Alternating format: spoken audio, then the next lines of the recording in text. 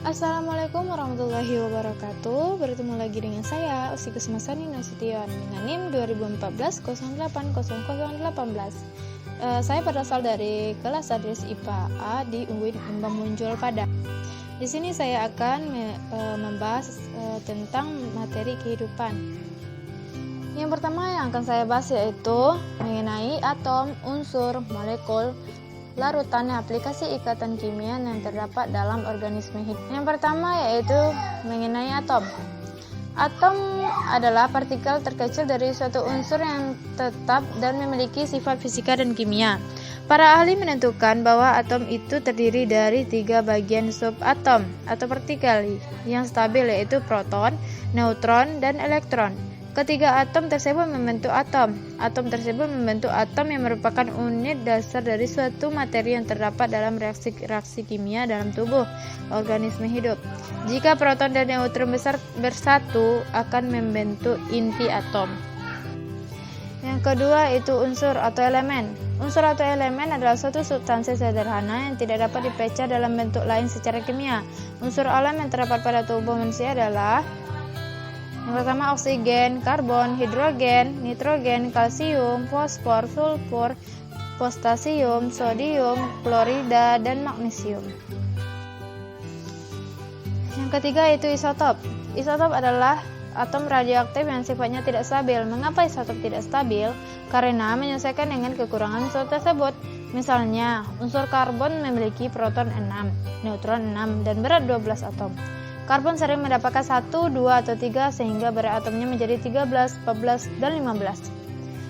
Dengan kata lain, karbon mempunyai 4 isotop yang berbeda dari unsur yang sama. Isotop merupakan alat penting di dalam bidang biologi, pertanian, dan kedokteran, tetapi sangat berbahaya bagi kehidupan manusia. Yang keempat yaitu molekul, ion, larutan, dan aplikasi ikatan kimia. Definisi molekul, ion, larutan, dan aplikasi kimia yang saling berkaitan. Molekul adalah elektron komplit dalam orbitnya yang mempunyai kecenderungan untuk melengkapi dengan cara menaruh atau memberikan elektron pada atom lain atau disebut ikatan kimia.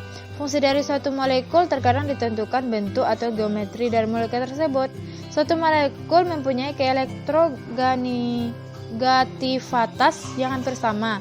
Ion adalah 2 atom yang mempunyai perbedaan yang mencolok dalam hal daya tarik berbagai elektron dalam menarik atom lainnya.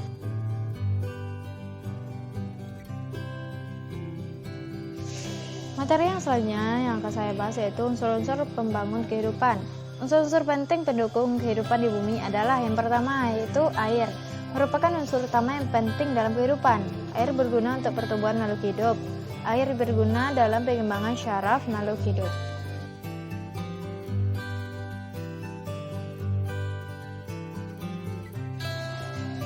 Yang kedua yaitu udara. Merupakan unsur utama kedua terpenting dari makhluk hidup. Udara berguna dalam pembakaran dan pernafasan tubuh makhluk hidup, baik manusia, hewan, dan tumbuhan. Yang ketiga yaitu api. Api merupakan unsur yang sangat berguna dalam menunjang semua makhluk hidup. Untuk manusia, api bisa berguna dalam membuat makanan untuk hidup. Dan yang keempat yaitu tanah. Tanah merupakan unsur utama juga dalam kehidupan manusia. Tanah bisa menjadi tempat berpijak bagi semua makhluk hidup, apalagi untuk tumbuhan. Keberadaan tanah sangat penting.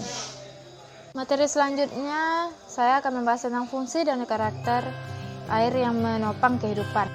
Air sebagai salah satu unsur kehidupan. Semua kehidupan ini sangat tergantung pada air, karena merupakan komponen utama dalam sistem kehidupan.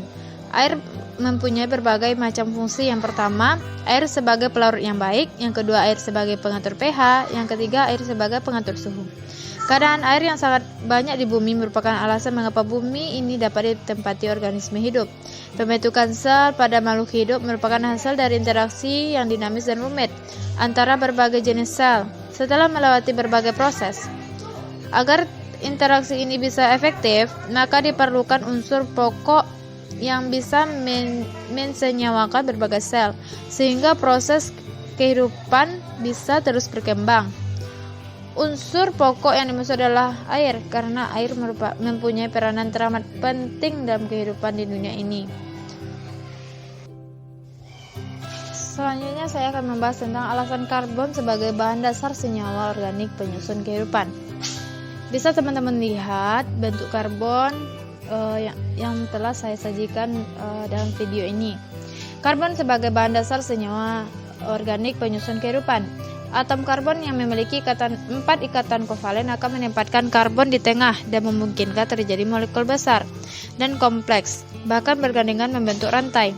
Rantai karbon merupakan dari molekul organik yang kompleks dalam organisme hidup. Suatu molekul organik ditentukan oleh susunan atom karbon dan gugus fungsional yang terkandung di dalamnya. Suatu molekul organik dapat meningkatkan dengan adanya isom, yaitu molekul yang sama tetapi berbeda dengan rumus molekul yang sama tetapi berbeda rumus bangunan dan propertinya. Fungsi dari suatu molekul berhubungan erat dengan struktur dari molekul tersebut, sehingga keanekaragaman dari suatu molekul merupakan dasar sari keanekaragaman hayati. Selanjutnya saya akan membahas 4 makromolekul utama dalam sistem kehidupan. Yang pertama yaitu karbohidrat.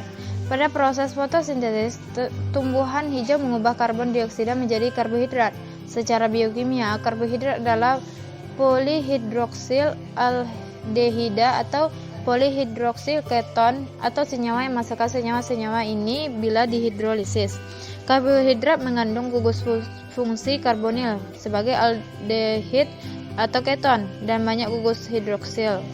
Pada awalnya istilah karbohidrat digunakan untuk golongan senyawa yang mempunyai rumus CH2O, yaitu senyawa-senyawa yang N atom karbonnya tampak terhidrasi oleh N molekul air.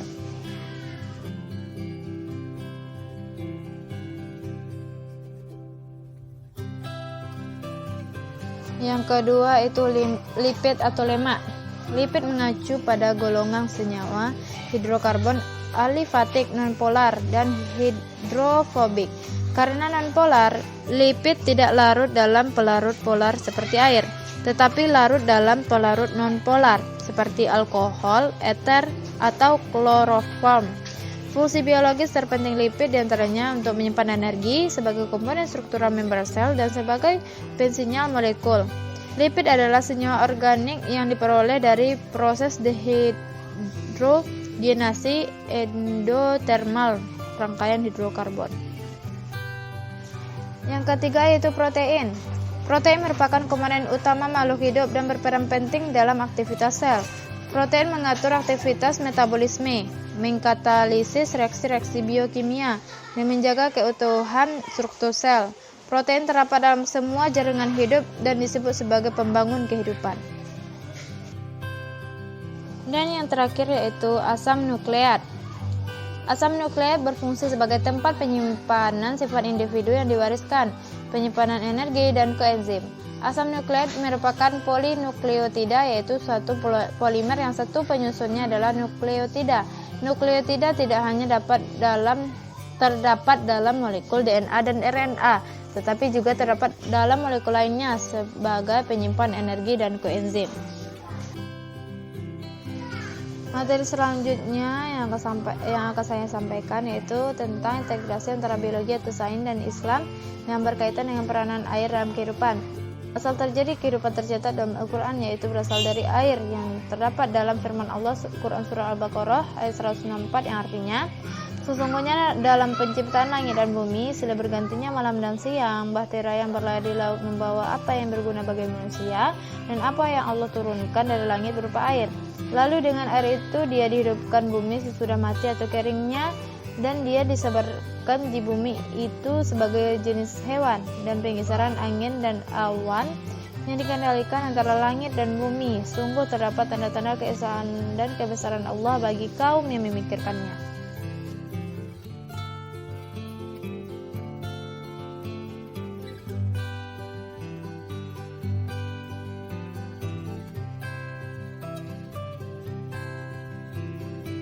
Dan materi yang terakhir, saya akan menyampaikan tentang integrasi antara biologi atau sains dan Islam yang berkaitan dengan keterkaitan materi-materi organik dan air dengan proses penciptaan manusia. Kita perhatikan berikut ini ayat lain dari Al-Quran yang memberikan petunjuk ilmiah. Allah Subhanahu wa Ta'ala berfirman, pada Quran surah Al-Mu'minun ayat 12-14, yang artinya, dan sesungguhnya kami telah menciptakan manusia dari suatu saripati berasal dari tanah. Kemudian kami jadikan saripati itu air mani yang disimpan dalam tempat kokoh atau rahim. Kemudian air mani itu kami jadikan segumpal darah, lalu segumpal daging, dan segumpal daging itu kami jadikan tulang belulang. Lalu tulang belulang itu kami bungkus dengan daging, kemudian kami jadikan dia makhluk yang berbentuk lain. Maha suci Allah, pencipta yang paling baik. Dalam ayat ini Allah Subhanahu wa taala menjelaskan proses penciptaan manusia dari saripati atau sulalah atau tanah yang telah ditentukan kadarnya. Karenanya yang dimaksud dengan sulalah di atas bukan rangkaian makhluk hidup yang mendahului penciptaan manusia, sebagaimana yang diyakini oleh sebagian orang yang sesat. Karena keyakinan ini secara ilmiah telah terbukti kesalahannya setelah ditemukan fosil di daratan Afrika Tengah yang membuktikan bahwa manusia dan penciptaan tidak terkait dengan evolusi makhluk hidup lainnya yang berkembang hingga seperti dirinya. Sekian penjelasan dari saya. Jika ada salah janggal mohon dimaafkan. Sampai jumpa di materi selanjutnya. Bye bye. Assalamualaikum warahmatullahi wabarakatuh.